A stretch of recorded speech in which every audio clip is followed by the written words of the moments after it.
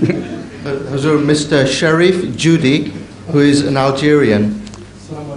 Wa alaikum assalam wa rahmatullah wa barakatuhu. Please. Fortunately, the question is, what is the language of Jannah, heaven?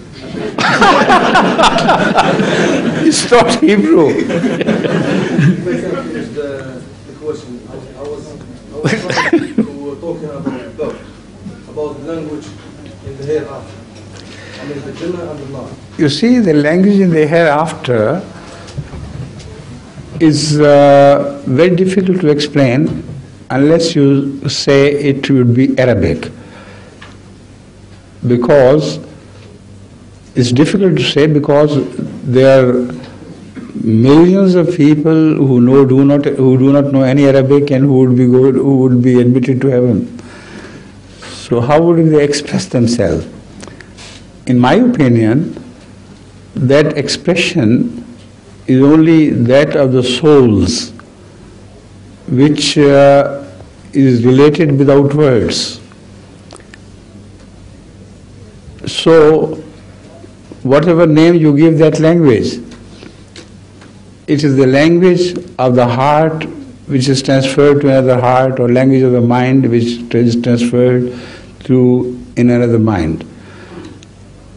Parapsychology has made some advances in this, and they have proved that human thinking can be transferred without any language to another person who does not know that language.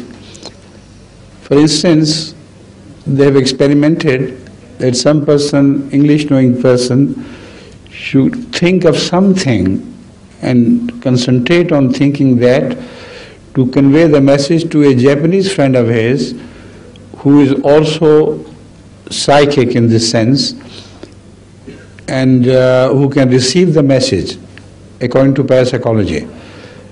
So he knows only Japanese, but he would understand that.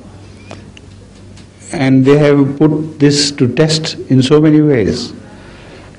So in my opinion, the language in the heaven would be something of that nature, where minds and hearts will convey themselves to the others. Otherwise, of course, there are hundreds of languages in the world, and languages extinct as well, so many. How would they confer with each other in the heaven if not so? Thank you.